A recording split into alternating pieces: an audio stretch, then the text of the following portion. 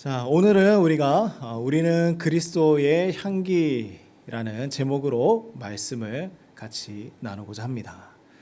자, 우리가 가장 좋아하는 향기가 있을 거예요. 사람들은 향기를 참 좋아하죠. 근데 우리가 좋아하는, 내가 좋아하는, 여러분이 좋아하는 향기는 어떤 향기입니까? 네, 무슨 향 좋아해요? 네, 입을 꼭 다물었어요. 우리 좋아하는 향기가 다들 있을 것입니다. 꽃 향기를 좋아할 수도 있고, 커피 향기를 좋아할 수도 있고, 또 아니면 먹는 걸 좋아하는 사람들은 이렇게 음식 냄새를 좋아할 수도 있겠죠. 네, 냉면 냄새를 좋아할 수도 있고, 다양합니다. 그렇지만, 그런데 나에게 지금 나는 향기는 어떤 향기일까요?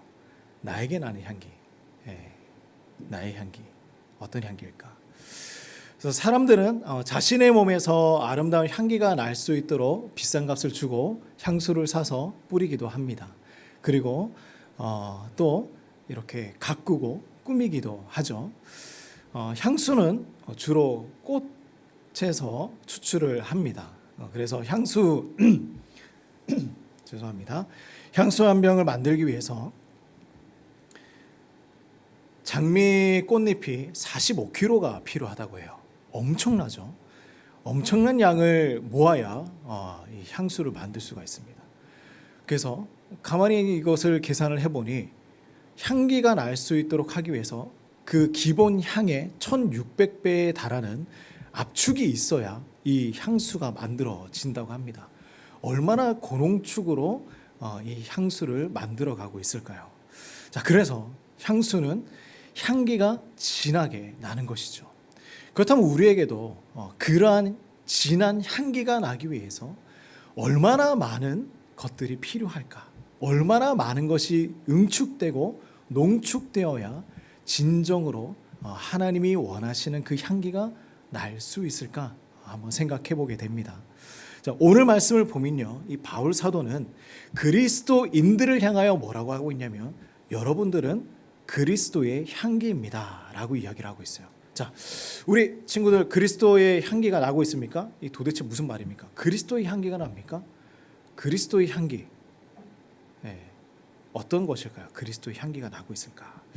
자, 오늘 바울이 이런 얘기를 한 이유가 있어요. 뭐냐면 바울은 로마 시대에 살아가던 사람이었어요. 우리 로마, 어제 역사 공부하면서 로마는 봤어요. 우리 친구들 로마는 못 봤어요. 로마 시대를 살아가던 사람이었습니다. 그런데 이제 로마가 전쟁에 나가서 수많은 나라를 정복하면서 돌아오죠.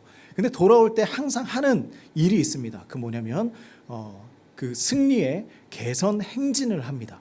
우리가 승리했습니다라는 것을 드러내기 위해서 자신의 이제 로마로 돌아왔을 때 그 시내를 이제 행군을 지어서 진행을 합니다. 근데 그 장면 중에 그런 것들이 있어요. 다른 나라에서 이제 전쟁에 승리하고 그 나라의 물품을 가져오고 또 노예를 이렇게 또 뒤에 같이 데리고 옵니다. 그리고 또 그 중에 중요한 것이 있는데 향을 피웁니다. 향이 나는 그 수레를 가지고 옵니다. 그러면 그 향이 온 시내에 곳곳에 퍼져나가게 돼요. 그래서 그 장면을 보지도 못하는 사람들은 향이 딱 맡았을 때, 아, 로마가 승리했구나 라는 것을 알 수 있다라는 것이죠. 그래서 이 바울은 이 로마의 승리하는 장면들을 보면서, 아, 그리스도인들은 그러면 어떻게 되어야 되는가? 그리스도의 향기를 드러내며 살아가야 하지 않는가? 그래서 하나님 앞에서 그리스도인들은 향기를 드러내야 한다라는 것을 이야기하고 있어요. 자, 그러므로 오늘 우리 그리스도인들은 어떤 향기를 드러내면서 살아가야 하는 것일까? 우리 첫 번째입니다. 같이 한번 고백해 봅시다. 그리스도인들은 이기는 향기가 되어야 합니다. 그렇죠? 이기는 향기가 되어야 합니다.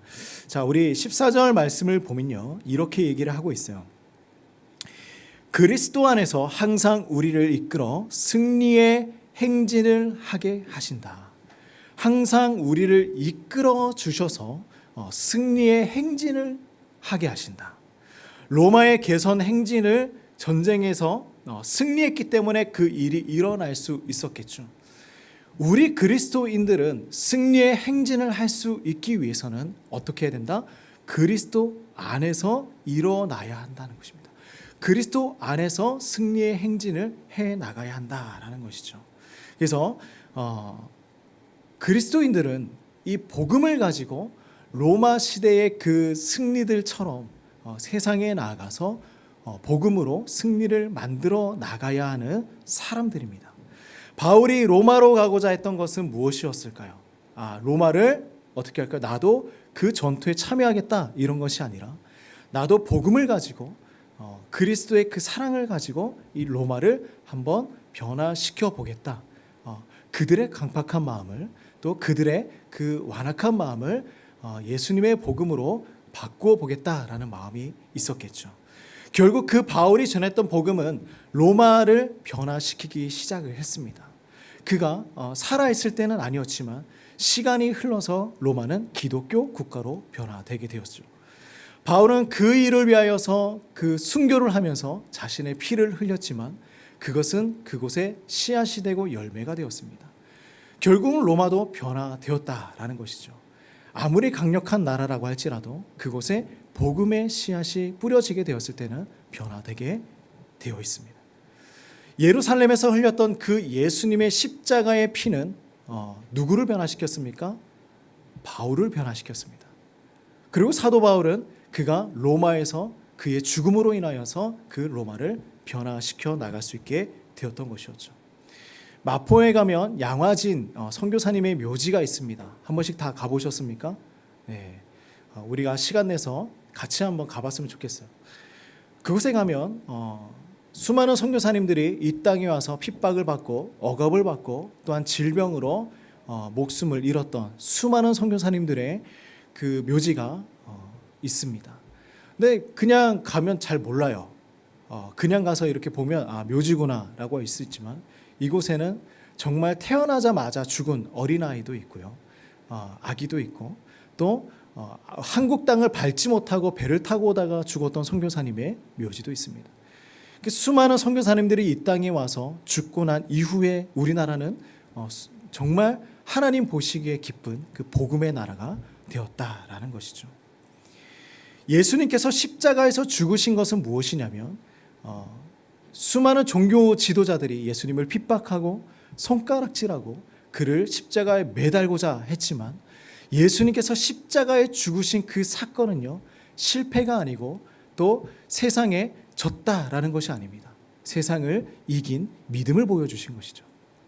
예수님은 하나님으로서 당당하게 이 땅 가운데 계셨습니다. 당당하게 복음을 전했습니다. 우리가 누가복음 말씀을 계속해서 우리가 이어오고 있었죠. 예수님께서 곳곳마다 가시면서 하나님 나라의 일을 가르치시고 사람들을 변화시키시고 고치시고 회복시키시는 그 이유가 무엇입니까? 복음을 전하시는 것. 그리고 그 누구 앞에서도 하나님을 부인하거나 하나님을 배신하거나 아니다라고 이야기를 한 적이 없으시다라는 것입니다. 그러나 그 십자가에 매달릴 때의 빌라도는 어떻게 했습니까? 나는 손을 씻으면서 나는 모르는 일이다. 나의 책임은 없다. 라고 도망을 갔던 사람이 예수님을 못 받고자 했던 그 사람이었겠죠. 예수님은 십자가 위에서 내가 다 이루었다라고 이야기하셨습니다. 승리를 선포하신 것이죠. 자, 우리 한번 생각을 해봅시다. 아빠와 아들이 팔씨름을 합니다. 누가 이길까요? 누가 이기겠습니까? 당연히 아들이 이깁니다. 왜냐하면 아빠가 주기 때문이에요. 그죠? 저주기 때문입니다. 우리가 이 장면을 한번 잘 생각을 해보면요. 안 져주는 아빠도 있어요. 근데 대부분의 부모들은 저주기를 원합니다. 근데 그 이유는 무엇이냐? 내가 더 힘이 있기 때문에 져주는 거예요. 그리고 아들을 사랑하기 때문에 져주는 것입니다. 이게 무슨 얘기냐면 힘은 있지만 져주는 것, 이것이 이긴다라는 것입니다. 이것이 이기는 것이다. 우리가 복음을 뿌리면서 그리고 이 땅의 수많은 선교사님들과 그리고 이 땅에 복음을 전하면서 목숨을 잃어간 그 사람들의 모습들을 보면 그냥 그들이 죽어가는 것이 아니었다라는 것입니다. 내가 그들과 싸워서 이길 수 있지만 져서 주님의 복음을 이길 수 있도록 하는 것, 이것이었다라는 것입니다. 내가 계속 살아나고 내가 이기려고 하면요, 주님의 복음이 계속해서 지게 되어 있습니다. 왜 그럴까요? 왜 그럴까? 우리 곰곰이 한번 생각을 해봐야 돼요. 그리스도의 향기라는 것은 바로 이거예요. 뭐냐면 나는 죽고 내가 지면서 예수님의 복음이 이기게 만들어가는 것이 바로 그리스도의 향기다라는 것입니다. 자, 그래서 우리가 뭐 해야 되냐면 가정에서 부모가 자녀를 위해서 져줘야 됩니다. 이기려고 하지 마십시오. 네, 이기려고 하지 마. 아무 소용없어요. 그런다고 해서 자녀를 이긴다고 해서 자녀가 변화되는 것이 아닙니다. 우리가 다 알고 있지 않습니까? 직장에서도 고약한 사람 만날 수 있습니다. 그러나 고약한 사람에게 이긴다고 해서 그 사람이 변화되는 것이 아닙니다. 기다리고 인내하고 져줄 때에 그리스도의 향기를 전할 수 있는 기회가 만들어지는 것입니다. 교회도 마찬가지예요. 까다로운 사람들 있을 수 있어요. 그죠? 그러나 까다로운 사람이 있다고 할지라도 이기지 마십시오. 그냥 기다리면 됩니다. 기다리고 복음을 전하고 기도하는 것이죠. 져주면 이기는 것입니다. 근데 이게 너무나 어려워요. 그죠? 하나님은 우리에게 참 어려운 것들을 요구하시지만 그래도 해야 합니다.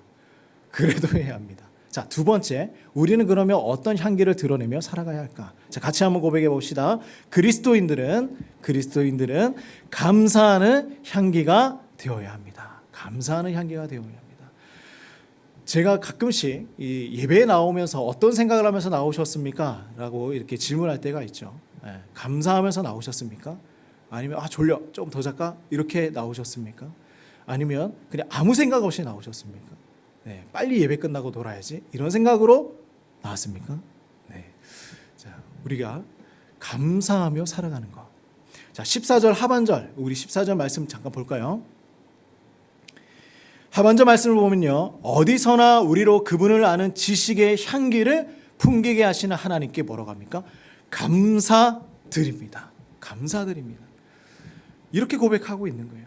성도들은 감사하는 향기를 드러내며 살아가야 합니다. 자, 아프리카 선교의 아버지 누구죠? 리빙스턴입니다. 리빙스턴이 어렸을 때 이런 고백을 했어요. 예배 시간에 헌금을 내야 되는데 자신이 가진 것이 없었습니다. 그 헌금 바구니에 앉아서 그가 뭐라고 하냐면, 저는 드릴 것이 없습니다. 그러니 제 몸을 드리겠습니다. 저 자신을 드리겠습니다. 이렇게 고백을 하는 거예요. 자, 우리 교회학교 친구들 다 헌금 바구니에 앉아서 그렇게 고백하길 바랍니다. 저를 드리겠습니다. 주님, 하나님, 저를 드리겠습니다. 이렇게 고백을 했어요. 그리고 그는 자라서 어떻게 했습니까? 그 불모지였고 아무것도 없던 땅이었던 아프리카로 가서 하나님의 복음을 전하기 시작했습니다. 사자에 물려 죽을 뻔도 했고요. 병이 걸려서 또 죽어가기도 했습니다. 그럼에도 복음화를 시키기 위해서 최선을 다했죠. 그리고 잠시 그 귀국을 하여서 쉬고 있을 때에 영국 교회가 그를 향하여 이런 칭찬을 했습니다. 정말 대단합니다. 놀랍습니다. 어떻게 그곳에 가서 복음을 전할 수 있었습니까? 대단합니다. 박수를 쳐줬어요. 에델 리빙스턴은 이런 얘기를 합니다. 여러분, 나는 나를 희생한 것이 아닙니다. 나를 희생한 것이 아닙니다. 하나님 자녀의 특권을 누린 것뿐입니다. 라고 고백을 하는 거예요. 바로 이거예요. 하나님 나라의 특권을 누린 것뿐이에요. 우리가 희생을 하고 우리가 복음을 전하고 우리가 뭔가 헌신을 한다는 것은 내가 뛰어나서가 아니라 하나님의 자녀로서 내가 할 수 있는 것을 한 것뿐이다 라는 것입니다. 바울은요, 자신이 가지고 있던 모든 것들을 다 배설물로 여겼다라고 고백을 했습니다. 십자가만을 자랑하고 범사에 감사하는 사람이었습니다. 리빙스턴도 같은 고백을 하고 있는 거예요. 남들이 할 수 없었던 그 희생, 남들이 할 수 없었던 그 선교, 남들이 할 수 없었던 그 헌신을 그는 이렇게 고백을 하고 있는 것입니다. 내가 한 것이 아니라 하나님께서 나에게 주신 특권이었습니다. 우리도 교회 안에서 많은 것들을 봉사하면서 헌신하며 희생하며 살아갑니다. 그런데 어떤 사람들은요, 나의 헌신과 나의 희생을 알아주지 않는다고 불평하는 사람들도 많이 있어요. 그러나 그리스도 안에서 하나님께 드리는 이 헌신과 희생은 하나님의 자녀로서 누리는 특권임을 우리가 기억해야 합니다. 나의 헌신은 하나님 주신 특권이에요. 나의 희생은 하나님께서 주신 특권이라는 것입니다. 가장 많은 희생을 한 사람은 누구였을까요? 바로 사도 바울이었어요. 감옥에도 갇히고 쇠사슬에 묶이고 또한 그가 누리고 있던 것들을 모두 다 버리고 살아갔던 사람이었습니다. 그러나 그의 마지막 고백은 이거예요. 감사합니다, 하나님. 감사합니다. 구약 시대에는요, 희생 제물을 번제단에 올려드리면서 무언가를 태워야 했습니다. 그리고 이것을 여호와께 드리는 향기라고 고백을 하는 것이죠. 구약 시대는 아무나 하나님 앞에 나아가서 이 제물을 올려드릴 수가 없었습니다. 여자도 안 되고요, 어린아이도 갈 수가 없었습니다. 죄인도 안 되고요, 이방 사람들도 제사를 드릴 수 없었습니다. 그러나 지금은 어떻습니까? 예수님 덕분에 우리도 할 수 있고, 죄인들도 할 수 있고, 여자도 예배 드릴 수 있고, 어린아이도 할 수 있습니다. 우리가 그 한국 땅에도 참 이상한 그 유교 문화가 있었기 때문에 여자 그룹과 남자 그룹이 마주보지도 못하고 보지도 못하게 교회를 지어놓고 그렇게 예배를 드렸었다고 합니다. 나중에 기회가 되면 사진을 보여드리면 좋을 것 같네요. 정말 우리가 그 예수님의 그 은혜로 말미암아 모든 사람이 하나님 앞에 나아가고 모든 사람들이 예배를 드리고 모든 사람들이 감사하며 살아갈 수 있게 된 것이죠. 우리는 어떤 사람이 정말 행복한 사람일까요? 행복하십니까? 네. 행복하십니까? 행복하십니까? 네. 어떤 사람이 정말 행복한 사람일까? 마음에 감사가 넘치는 사람이 행복한 사람입니다. 감사를 고백할 때 행복할 수 있어요. 이것은 진리입니다. 하나님이 괜히 감사하라고 얘기하는 게 아니에요. 감사하십시오. 감사는요, 이런 것입니다. 뭐냐면 향기와 같은 거예요. 향기와 같아요. 감사를 한 명이 감사합니다. 하나님 오늘 나에게 먹을 걸 줘서 감사하고요. 엄마도 감사하고 하나님도 감사하고 다 감사합니다. 이렇게 한 명이 고백하면요, 이 향기가 이상한 것이 전염이 돼요. 전염이 되는 것입니다. 내가 오늘 감사를 고백했을 때 다른 사람도 감사의 생각들이 나타나기 시작하는 거예요. 정말 신기하죠. 교회도 마찬가지이고 가정도 마찬가지이고 직장도 마찬가지입니다. 자, 세 번째, 우리는 어떤 향기를 드러내며 살아가야 할까요? 자, 같이 고백을 해봅시다. 세 번째입니다. 그리스도인들은 말씀을 전하는 향기가 되어야 합니다. 자, 17절 말씀을 보면요, 이렇게 이야기하고 있죠. 우리는 많은 사람들과는 달리 돈을 벌기 위해 하나님의 말씀을 팔고 다니는 사람들이 아닙니다. 우리는 하나님의 보냄을 받은 사람답게 하나님 앞에서 그리고 그리스도 안에서 진실하게 말합니다 라고 기록합니다. 우리는 말씀을 파는 사람들이 아니에요. 그죠? 말씀을 전하고 그리스도 안에서 진실하게 예수님의 그 사랑을 이야기하는 사람들, 말씀을 파는 사람들이 아니다. 당시에 고린도 교회에 이 바울을 대적하는 사람들이 얼마나 많았는지 모릅니다. 바울을 억압하고 그가 전하는 말씀들을 온전하지 못하다라고 이야기를 했습니다. 바울은 그들을 이렇게 그래서 고백을 했습니다. 말씀을 혼잡하게 하는 사람들. 말씀을 혼잡하게 하는 사람들. 혼잡하게 한다는 것은 무엇이냐면 뒤집어 놓고 흩어놓고 어지럽게 만드는 것입니다. 말씀 나누고 말씀을 전하는데 그 말씀들이 혼잡한 거예요. 사람들을 혼란스럽게 만드는 것입니다. 이 지역에도 얼마나 많은 이단들이 있는지도 모릅니다. 말씀을 혼잡케 하는 사람들. 바울은 자신이 전하는 이 순수한 복음을 이렇게 고백을 합니다. 그리스도 안에서 이야기하고 있다. 그리스도 안에서 얘기하고 있다.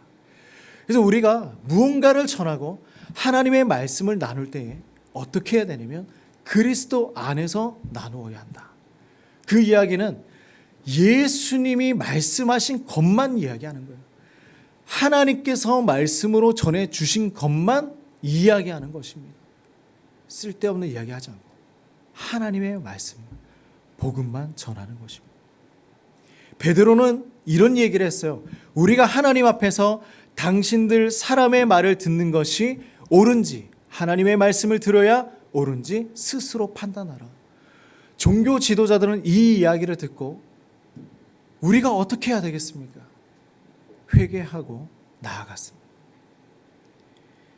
말씀의 향기가 그 세상을 변화시키기 시작하는 것입니다. 올바른 말씀을 전하면 사람은 변하게 되어 있어요. 하나님의 말씀을 있는 그대로 우리가 받아들이기 시작하면 세상은 변화되기 시작합니다. 근데 왜 이렇게 변하지 않는가? 왜 이렇게 변하지 않는가?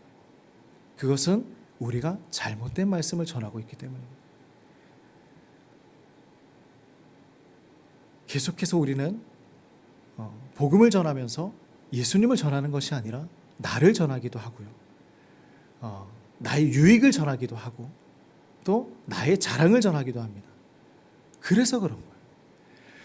그리스도의 향기가 되라. 우리가 이 말만 항상 보았죠. 그런데 그 앞에 말씀을 보면요. 하나님 안에서 그리스도의 향기라는 이야기를 하고 있습니다. 하나님 안에서 그리스도의 향기예요. 단순히 내가 전하는 것, 단순히 내가 고백하는 것, 그것이 그냥 있는 그대로 복음이 되는 것이 아닙니다. 하나님이 원하시는 이야기를 해야 하는 거예요. 하나님이 원하시는 삶을 살아가야 하는 것입니다. 하나님이 원하시는 향기를 내야 그것이 그리스도인의 향기가 되는 것이죠. 아프리카에 가서 복음을 전하고 나니까 그곳에 그리스도의 향기가 나는 곳이 되었습니다. 해적으로 유명했던 영국도 하나님의 복음을 전하고 나니 그것도 신사의 나라가 되었습니다. 우리나라도 끊임없이 우상을 섬기고 신을 섬기고 물을 떠다 놓고 비나이다 하던 우리나라도 하나님의 말씀이 들어오니 주님의 교회들이 곳곳마다 세워지게 되었습니다.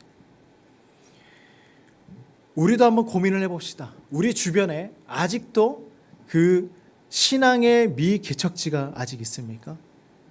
아직도 주님의 복음이 전해지지 않은 곳이 있습니까?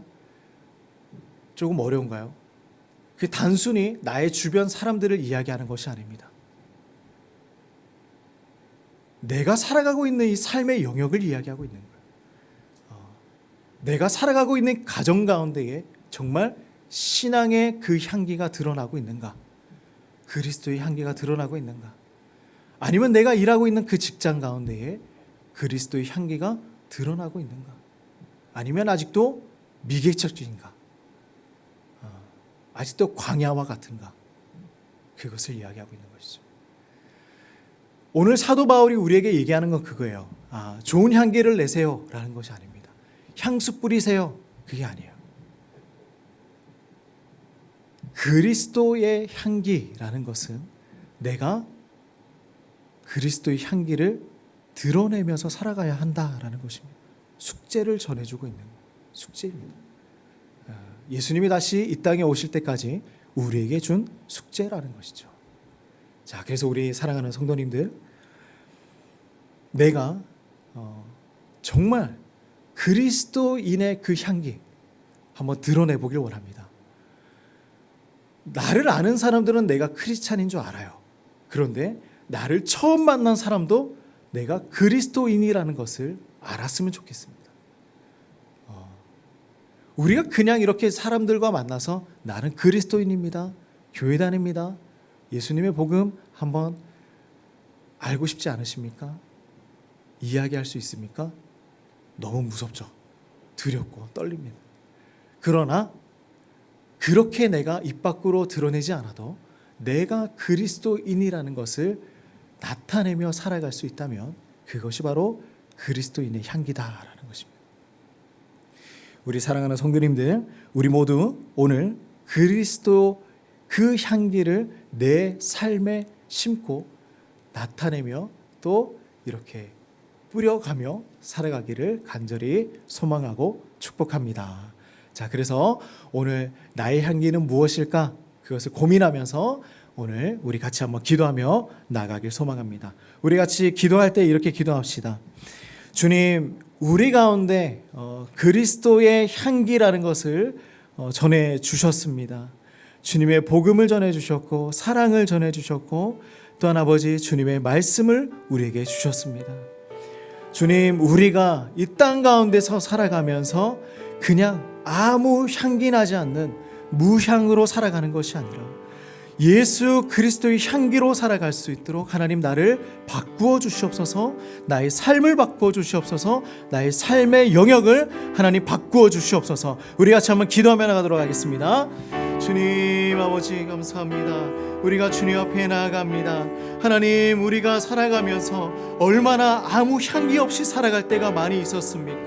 하나님, 단순히 좋은 향기를 뿌리고 단순히 아버지 나의 주변을 깨끗하게 정리한다고 해서 그것이 그리스도의 향기가 아님을 알고 있습니다. 하나님 아버지, 나의 삶을 살아가면서 아버지 내가 하나님 오직 주님 그리스도의 그 예수님의 향기를 드러내며 살아가길 소망합니다. 아버지, 우리가 나의 삶의 가정과 나의 직장과 아버지 또한 아버지 나의 삶의 모든 영역 가운데서도 주님 그 예수 그리스도의 향기를 드러낼 수 있도록 하나님 내가 죽고 오직 예수 그리스도를 드러내며 살아갈 수 있도록 인도하여 주시옵소서. 하나님 오직 도와주시옵소서. 주님, 우리는 너무나 연약하고 나약하여서 아무 향기 없이 살아갈 때가 얼마나 많이 있었습니까? 하나님, 이제는 향기 있는 사람이 되길 원합니다. 나를 만나고 나와 이야기를 하고 내가 이 땅에서 살아가는 모든 사람들, 내가 만나고 살아가는 모든 사람들이 예수 그리스도의 향기를 경험하며 또한 내가 그렇게 드러내며 또한 세상을 바꾸어 나가는 그런 하나님의 사람으로 살아갈 수 있도록 인도하고 또한 삶을 주관하여 주시옵소서. 예수님의 이름으로 간절히 기도드립니다. 아멘. 우리 같이 한번 찬양하며 나가도록 하겠습니다. 우리 같이 찬양할 때에 밤이나 낮이나 우리 같이 고백하며 나갑시다.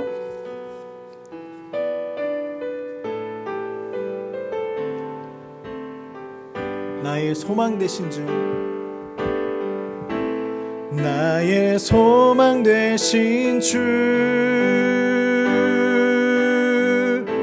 주를 바라봅니다. 다시 오실 나의 왕 예수, 주를 기다립니다. 나의 소망 되신 주, 나의 소망 되신 주를 바라봅니다.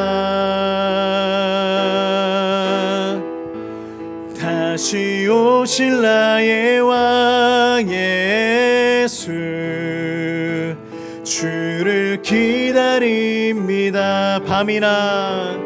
밤이나 낮이나 어제나 오늘도 영원히 주만 찬양해. 괴롭고 슬플 때 낭망하여 넘어져도 언제나 주만 찬양하겠네. 밤이나 낮이나 어제나 오늘도 영원히 찬양해. 괴롭고 슬플 때 낭망하여 넘어져도 언제나 주만 찬양하겠네.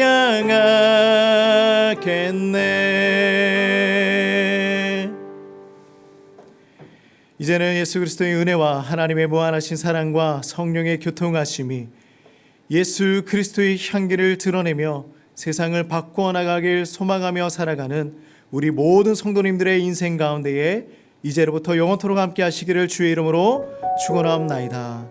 아멘.